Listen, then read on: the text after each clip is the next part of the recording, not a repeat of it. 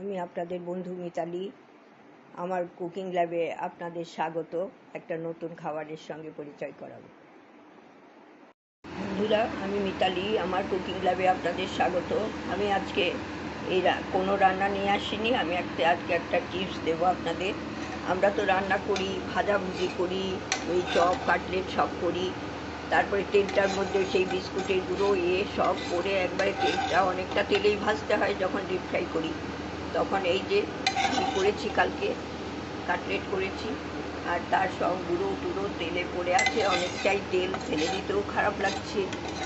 আর সেই জন্য এই তেলটাকে আবার রিফ্রেশ করার জন্য কি করতে হবে সেইটাই বলছি। এই যে আমি এই চামচের 1 চামচ ময়দা নিলাম, আর এর সাথে আমি সামান্য একটু জল নেব। সামান্য জল নিয়ে এটা একটু পেস্টের মতো করে নিচ্ছি। এইটা আপনাদের খুব কাজে লাগবে, কারণ সব সময় হামেশাই এইসব হচ্ছে, আমাদের ভাজাভুজি হয়, অনেক তেল নষ্ট হয়, কখনো আমরা ফেলেই দিই, কখনো ওই সব তেল দিয়ে তো আর খাওয়া যায় না।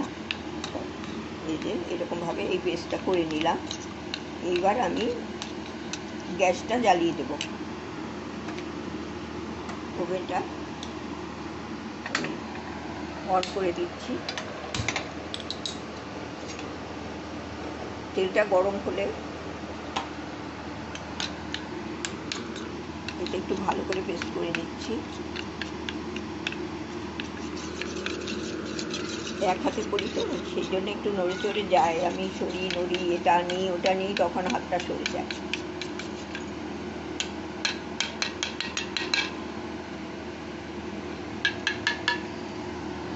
এবার তেলটা গরম হয়েছে, আর এই ময়দা গোলাটা এর মধ্যে দিয়ে দিলাম।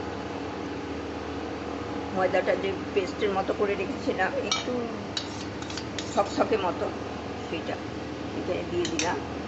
আর এইবার আমি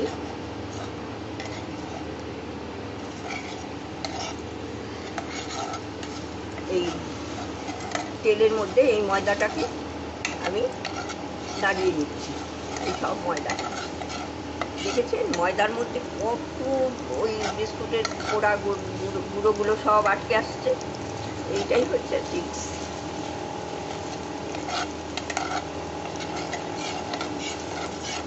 এইটার ভালোভাবে এইভাবে সব ইয়েগুলো নিয়ে নেবে।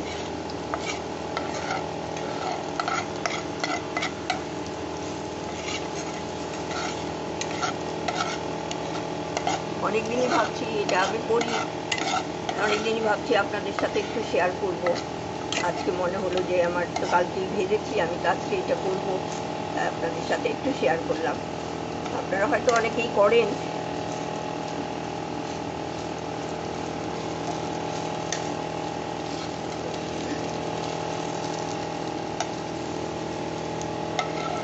দেখেছেন কত ইয়েগুলো পড়ে আসছে, এর মধ্যে আটকে আছে, দেখতে পাচ্ছেন নিশ্চয়ই। এই যে আমি একটু করে দেখিয়ে দিচ্ছি, এই দেখছেন সব ময়লা টেনে নিয়েছে, সব বিস্কুটের পোড়া যে গুঁড়োগুলো ছিল সবগুলো। একটু সামান্য থাকবে, সেইটা আপনারা একটু ছাঁকনি দিয়ে ছেঁকে নেবেন, না হলে একটু এটা ছিটিয়ে যেতে দেবেন, ওপর ঢেলে দিলেও চলবে, কিচ্ছু আসে না। এরকম করে এইটা আমি এরপরে তুলে নেব।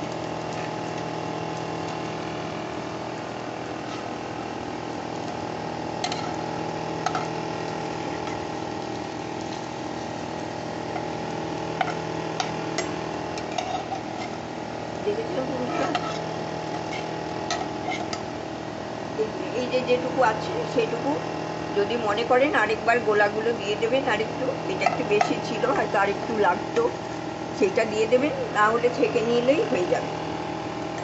আর ওপরের যে সব ইয়েগুলো সব এই যে তুলে দিয়েছি, এরকম করে আমি এগুলো ফেলে দিচ্ছি।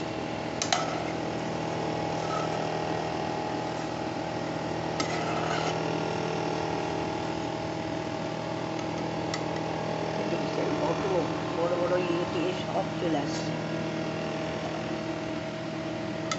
এটা আরেকটু দিলে ভালো হতো, আরেকবার দিয়ে দিলে ভালো হবে। আমি দিয়ে দিচ্ছি, দিয়ে দেখিয়ে দিচ্ছি। আমি বন্ধুরা, আমি এই যে আরেকবার দিয়ে দিয়েছি, যেটুকু ছিল এই উঠে আসতে একটু ছিল, একটু বেশি করেই প্রথমেই দিয়ে দেবেন, তাহলে সবটাই চলে আসবে। 2 চামচ করে দিয়ে দেবেন। আর আপনাদের যত পরিমাণ জল যে জিনিস সেরকম মতোই দিতে হবে। আমার এটা একটু বেশিই ছিল।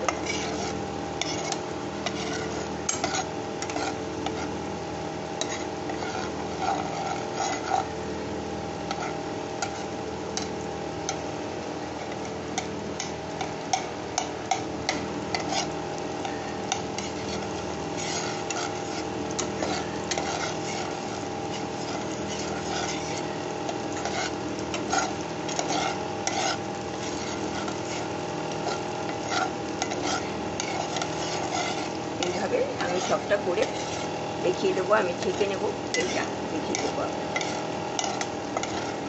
আর যদি সেই রকম না হয়, ছেঁকে না নিলেও চলবে। এটা একটা সাইডে রেখে দিলাম। সাইড থেকে এরকম করে ঘুরিয়ে নেবেন, সাইডে যেগুলো লেগে টেগে আছে ও নিয়ে চলে আসবে একদম।